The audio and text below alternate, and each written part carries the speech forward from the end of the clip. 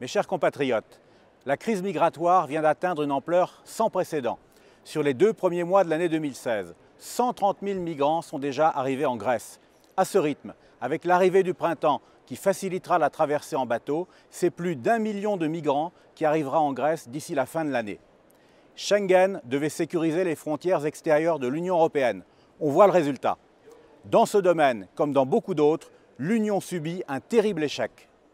Les peuples l'ont compris et réagissent avec bon sens. Dans plusieurs États membres, ils ont porté au pouvoir des nationalistes, en Hongrie, en Slovaquie et en Pologne. Dans d'autres États, ils ont contraint leur gouvernement à suspendre Schengen en fermant leurs frontières, comme en Suède, au Danemark, en Autriche ou même en Belgique, puisque depuis quelques jours, la Belgique contrôle sa frontière avec la France pour refouler les migrants qui viennent de Calais. L'Union joue maintenant sa survie. Elle est en train d'abattre sa dernière carte qui consiste à appeler la Turquie au secours. Pour se sauver, elle est prête à tout. Erdogan, le président turc, l'a compris. Il en profite pour imposer son diktat, comme Marine Le Pen l'a dit au Parlement européen le 9 mars. Erdogan est un homme autoritaire qui méprise la civilisation européenne. Il persécute les journalistes et les universitaires qui osent le critiquer. Il ordonne de bombarder les Kurdes qui combattent Daesh. Il achète du pétrole à Daesh et soutient l'islam radical.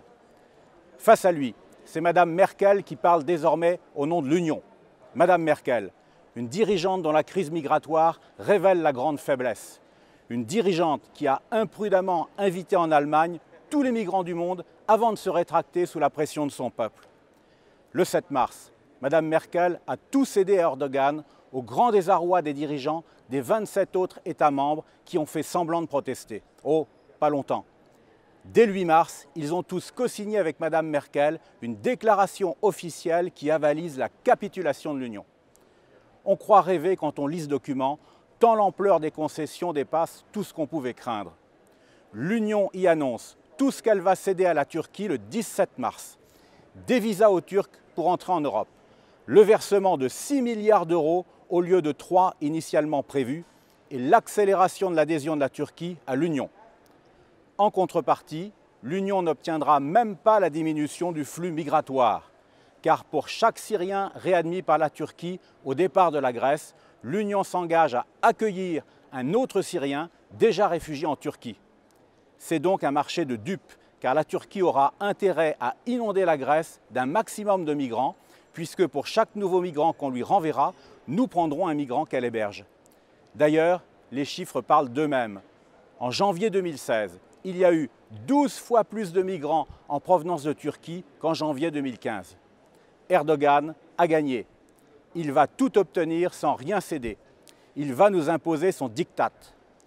Ce naufrage diplomatique prouve que l'Union est à bout de souffle. Elle n'a jamais défendu les peuples européens. Mais cette fois, son échec est patent. L'Union est un monstre technocratique, sans énergie et sans âme. C'est une grosse méduse molle, selon l'expression de Marine Le Pen. Pour résoudre la crise migratoire, il faut d'urgence appliquer les solutions préconisées par Marine Le Pen le 9 mars. Rétablir les frontières intérieures des États européens et installer des camps de réfugiés à proximité de la Syrie sous l'égide de l'ONU. Mais en 2017, il faudra aller plus loin. Le peuple français est un grand peuple. Il saura tirer les leçons de ce Waterloo européen en quittant l'Union et en reprenant la maîtrise de son destin.